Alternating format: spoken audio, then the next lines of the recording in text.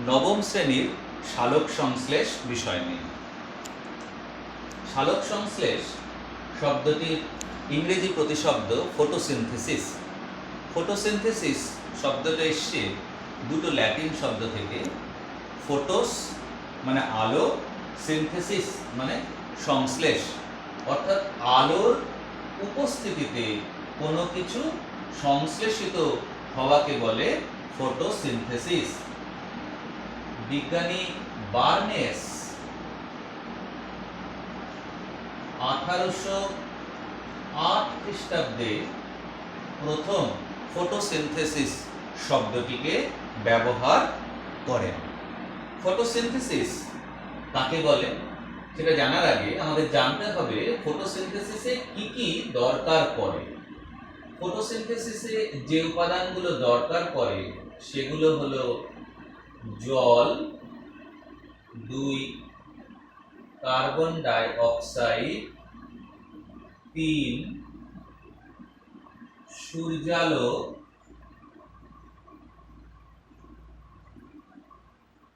4 chlorophyll.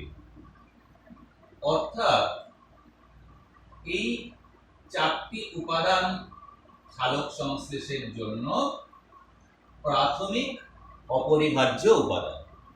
এবার এখান থেকে আমরা সালোক সংশ্লেষের সংজ্ঞায় যেতে পারি যে পদ্ধতিতে ক্লোরোফিল যুক্ত কোষে সূর্যালোকের উপস্থিতিতে পরিবেশ থেকে নেওয়া কার্বন ডাই অক্সাইড এবং জলের রাসায়নিক বিক্রিয়ায় সরল শর্করা সংশ্লেষিত হয় এবং যে পরিমাণ কার্বন ডাই অক্সাইড পরিবেশ থেকে গ্রহণ করা হয় তার সমপরিমাণ অক্সিজেন পরিবেশে পরিত্যক্ত হয়। অর্থাৎ সালোক সংশ্লেষ হচ্ছে এমন একটা পদ্ধতি যেই পদ্ধতিতে উদ্ভিদ কি তৈরি করে, খাদ্য তৈরি করতে পারে। এবার সালোক সংশ্লেষের যদি রাসায়নিক বিক্রিয়াটা আমরা দেখি তাহলে এই বিষয়টা আরো পরিষ্কার হয়ে যাবে।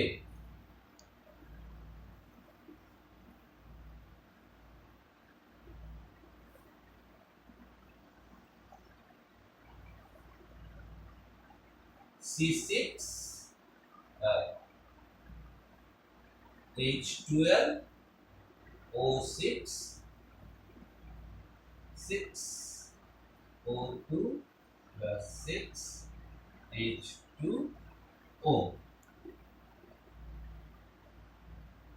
কি লাগে সূর্যালো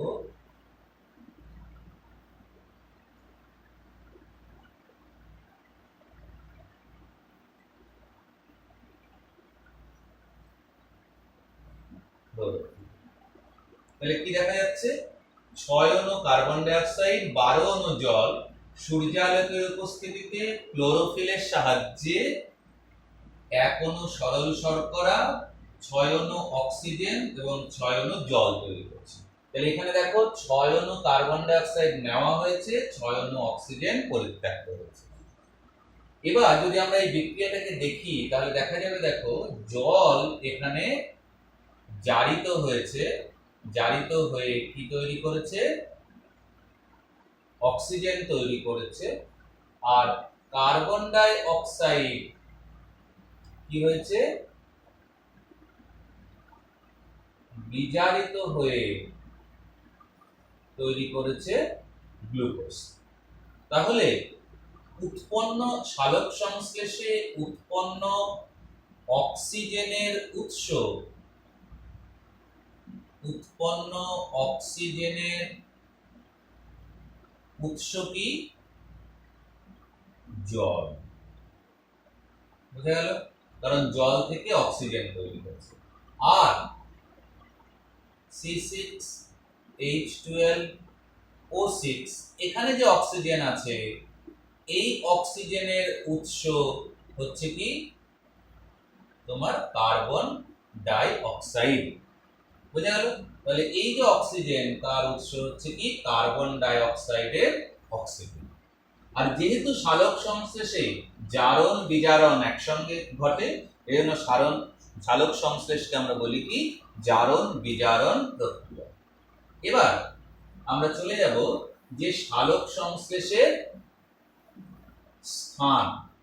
সালোক সংশ্লেষ কোথায় হয়? স্থান উদ্ভিদের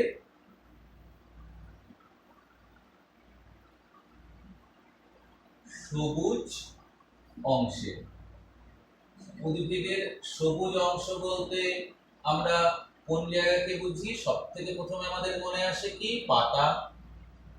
তারপরে কি মনে আসবে? কচি কাণ্ড। তারপরে কি মনে আসবে?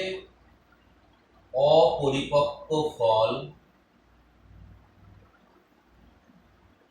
অপরিপক্ক ফলোত্তক। তারপরে কি মনে আসবে? বৃতি। এই জায়গাগুলোতে অর্থাৎ উদ্ভিদের সবুজ অংশে সালোক সংশ্লেষ ঘটে। এই উদ্ভিদের সবুজ অংশে যে কলা থাকে সেটা হচ্ছে কি কলা? এই যে সাধারণত সবুজ রঙের যে অংশে যে কলাগুলো থাকে সেই কলাকে আমরা বলি, বিশেষ করে পাতায় উদ্ভিদের যে কলা থাকে সেই কলাকে আমরা বলি কি? মেসোফিল কলা। তার মানে পাতার মেসোফিল কলা হচ্ছে সালোক সংশ্লেষের প্রধানতম স্থান। এবার এই উদ্ভিদের এই সবুজ যে অংশ সেখানে কি এমন থাকে যে সবুজ অংশেই কেন হয়? কারণ সবুজ অংশগুলোতে কি থাকে? তাহলে সবুজ অংশে এই যে কোষগুলো থাকে সেখানে থাকে ক্লোরোপ্লাস্ট অঙ্গাণু। এই ক্লোরোপ্লাস্ট অঙ্গাণুই হচ্ছে সালোক সংশ্লেষের আসল জায়গা বা আসল স্থান। আর এই ক্লোরোপ্লাস্ট অঙ্গাণুতেই কেন ঘটে? কারণ এখানেই থাকে হচ্ছে কি? ক্লোরোফিল নামক রঞ্জক পদার্থ। ক্লোরোফিল রঞ্জক। বোঝা গেল? তাহলে সালোক সংশ্লেষে কোথায় ঘটে এটা আমরা দেখলাম। তাহলে এবার কি উদ্ভিদ ছাড়া কি অন্য ও কোথাও কি সালোক সংশ্লেষ ঘটে না? উদ্ভিদ ছাড়াও সালোক সংশ্লেষ ঘটতে পারে। যেমন কোথায়? যে কিছু কিছু অন্য জীব আছে যেখানেও সালোক সংশ্লেষ ঘটে, যেমন ইউগ্লিনা,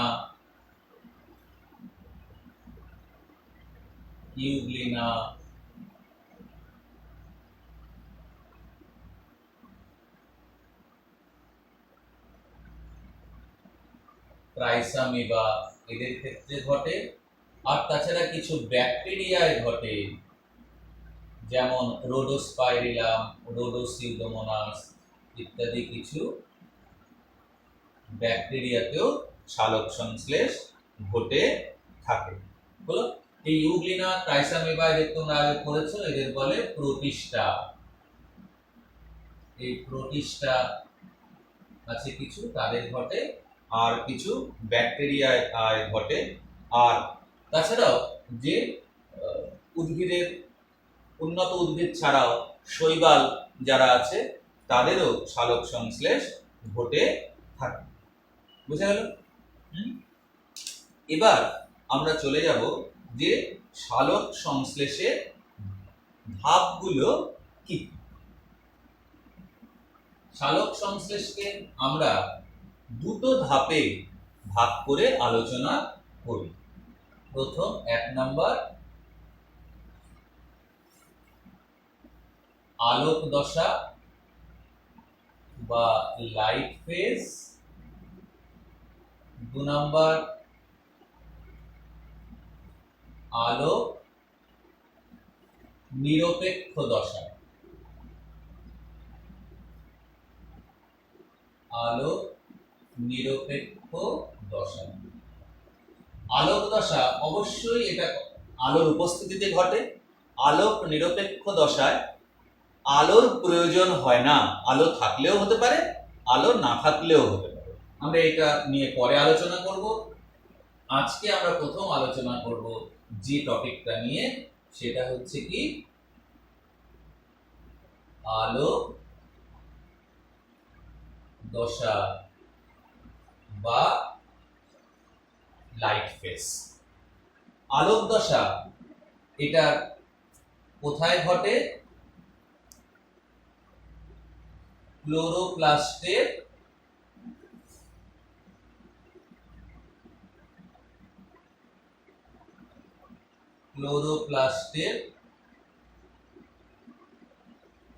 গ্রানায় ঘটে। তোমরা আগের চ্যাপ্টারে পড়েছো ক্লোরোপ্লাস্ট সম্পর্কে, যে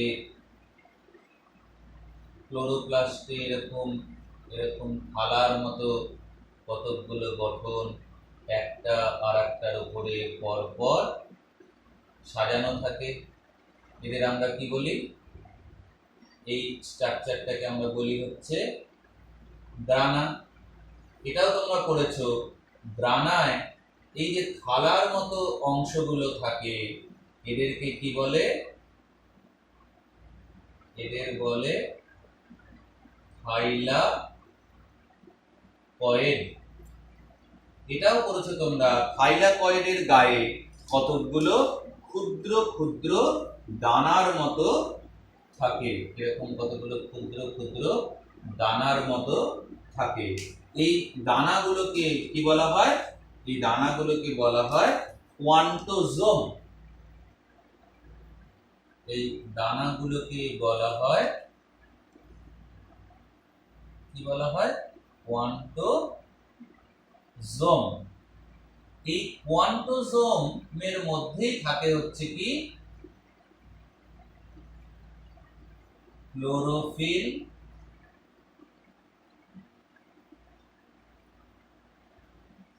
ক্যারোটিনয়েড অর্থাৎ ক্যারোটিন, জ্যান্থোফিল ইত্যাদি রঞ্জক পদার্থ, যেটা সালোক সংশ্লেষের জন্য প্রয়োজন হয়। ঠিক আছে, এবার সালোক সংশ্লেষের ধাপগুলো, আলোক দশার যে ধাপগুলো সেগুলো নিয়ে আমরা আলোচনা করব। তো তার আগে আলোক দশায় কি কি লাগে? আলোক দশায় লাগে জল, আলোক দশায় লাগে সূর্যালোক, আলোক দশায় লাগে ক্লোরোফিল, আলোক দশায় লাগে NADP আর ADP। NADP এর পুরো নাম নিকোটিনামাইড অ্যাডেনাইন ডাইনিউক্লিওটাইড ফসফেট, আর ADP এর পুরো নাম অ্যাডিনোসিন ডাইফসফেট। এবার আলোক দশা কতগুলো ধাপের মাধ্যমে সংগঠিত হয়। 1 নম্বর ধাপ ক্লোরোফিল কর্তৃক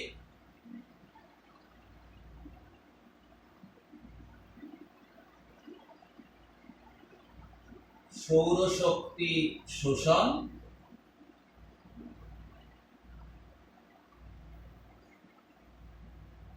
সৌরশক্তি শোষণ ও ক্লোরোফিলের উত্তেজিকা।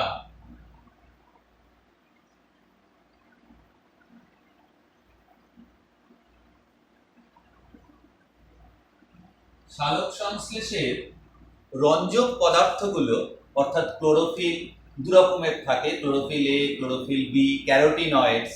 এরা সম্মিলিতভাবে সূর্যের আলো শোষণ করে। এই শোষণ করার পরে সমস্ত রঞ্জকগুলো যে কোনো একটি ক্লোরোফিল এ অণুকে সেই সমস্ত সৌরশক্তিগুলো প্রদান করে। ফলে যে ক্লোরোফিল এ কে এই সৌরশক্তিগুলো প্রদান করে, অনুরণন বা রেজোন্যান্স পদ্ধতিতে সৌরশক্তির সবাই পেল, সবাই কাকে দেবে? এই একটি ক্লোরোফিল অণুকে দেবে। এইটাকে বলা হয় বিক্রিয়া কেন্দ্র। এবার এই সৌরশক্তি শোষণ করে এই ক্লোরোফিল কি হবে, যে তার ক্লোরোফিল এ অণু তার সর্ববহিস্থ কক্ষ থেকে ইলেকট্রনকে ত্যাগ করে দেবে। এই ইলেকট্রনকে ত্যাগ করলে তখন এই ক্লোরোফিল কি হয়ে যাবে, উত্তেজিত হয়ে পড়বে। এটা হচ্ছে প্রথম ধাপ, বুঝা গেল। 2 নম্বর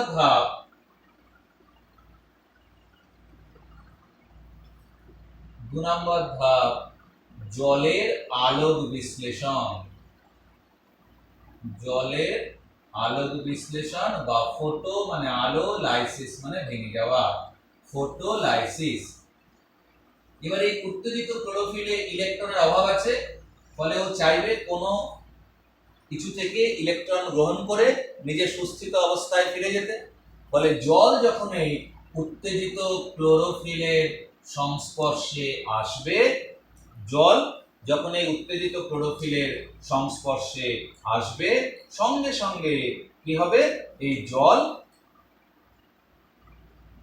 এই উত্তেজিত ক্লোরোফিলের সংস্পর্শে উদ্ভিদ মূল দিয়ে যে জল শোষণ করেছে, সেই জল যখন এর সংস্পর্শে আসবে তখন এরা বিশ্লিষ্ট হয়ে কি তৈরি করবে, হাইড্রোজেন আয়ন ও হাইড্রক্সিল আয়নে বিয়োজিত হবে। বুঝা গেল? হ্যাঁ। এবার 3 নাম্বার, অক্সিজেন প্রস্তুতি। এবার এই যে হাইড্রক্সিল আয়ন ছিল, এই হাইড্রক্সিল আয়ন এবার কি করবে, ইলেকট্রন ত্যাগ করবে, ত্যাগ করে হাইড্রক্সিল মূলকে পরিণত হবে। এবার এই হাইড্রক্সিল মূলক তৈরি করবে কি, জল প্লাস অক্সিজেন। এই অক্সিজেন পত্ররন্ধ্র দিয়ে কি হবে, বাইরে বেরিয়ে যাবে। বুঝা গেল? এবার পড়ে থাকলো কি, এই হাইড্রোজেন আয়ন। এবার 4 নাম্বার ধাপ, আমরা আগে বলেছি যে ক্লোরোপ্লাস্টের মধ্যে আছে NADP, nicotinamide adenine dinucleotide phosphate. এবার সেই NADP hydrogen ion plus electron এর সাহায্যে, ক্লোরোফিল থেকে নির্গত ইলেকট্রন তার সাহায্যে কি হবে, এই ইলেকট্রনটা কোথা থেকে এসছে, ক্লোরোফিল থেকে নির্গত হয়েছে যে ইলেকট্রন, সেই ইলেকট্রন তার সাহায্যে কিসে পরিণত হবে, যে ক্লোরোফিল থেকে নির্গত ইলেকট্রনের সাহায্যে কিসে পরিণত হবে, NADPH প্লাস H প্লাস, অর্থাৎ বিজারিত নিকোটিনামাইড অ্যাডেনাইন ডাইনিউক্লিওটাইড ফসফেটে পরিণত হবে। এবার 5 নাম্বার ধাপ, সেটা হচ্ছে ATP প্রস্তুতি, অ্যাডিনোসিন ট্রাইফসফেট। এই যে ক্লোরোফিল থেকে যে ইলেকট্রন নির্গত হয়েছিল, সেই ইলেকট্রনগুলো থাইলাকয়েডের পর্দার গায়ে, এই যে আমরা আগে এঁকেছিলাম এরকম থাইলাকয়েড, এই থাইলাকয়েডের পর্দার গায়ে বিভিন্ন ইলেকট্রন বাহক আছে, সেই বাহক দ্বারা বাহিত হয়ে এই NADP-র কাছে যাচ্ছে। এবার এই ইলেকট্রন যখন বাহক দ্বারা বাহিত হয়, তখন সে কিছু শক্তি নির্গত করে। এই শক্তিটা কি করে, ADP অ্যাডিনোসিন ডাইফসফেটের সঙ্গে একটা ফসফেট ইনঅর্গানিককে যোগ করে কি তৈরি করে, ATP। এই ATP উচ্চ শক্তি সম্পন্ন হয় এবং এর মধ্যে কি হয়, সূর্যের যে শক্তি, সৌরশক্তি, সেটা সঞ্চিত থাকে। একে বলা হয় ফটোফসফোরাইলেশন। ফটো মানে আলো, আর ফসফোরাইলেশন মানে এটিপি প্রস্তুতি, ফসফোরাইলেশন মানে এটিপি প্রস্তুতি। এই যে এটিপি তৈরি হলো সেটা অন্ধকার দশায় কাজে লাগে। বুঝা গেল? তাহলে এই এবার প্রশ্ন হচ্ছে আরেকটা আমাদের বাকি থেকে গেল, সেটা হচ্ছে ক্লোরোফিল তো ইলেকট্রন ত্যাগ করেছিল, এবার সেই ক্লোরোফিল আবার স্বাভাবিক কি করে হলো? ওই যে আমরা আগে বলেছিলাম যে OH আয়ন কি করেছে, OH মূলক আর ইলেকট্রন নির্গত করেছে। এই ইলেকট্রনটা আবার কোথায় গেল? ক্লোরোফিলকে কি করবে? সক্রিয়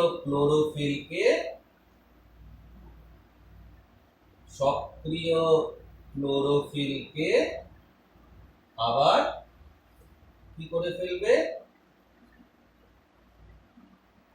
স্বাভাবিক অবস্থায় ফিরিয়ে আনবে। বুঝা গেল? তাহলে এখান থেকে আমরা কি দেখলাম? আলোক দশার শেষে কি কি তৈরি হলো?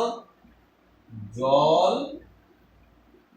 অক্সিজেন, NADPH+H+ আর কি ATP। অক্সিজেন পত্ররন্ধ্র দিয়ে বাইরে বেরিয়ে যাবে, আর NADPH আর ATP এটা অন্ধকার দশা বা এখন যাকে আমরা বলি আলোক নিরপেক্ষ দশা, সেখানে কাজে লাগবে। নেক্সট ভিডিওতে আমরা সালোক সংশ্লেষের অন্ধকার দশা নিয়ে আলোচনা করব।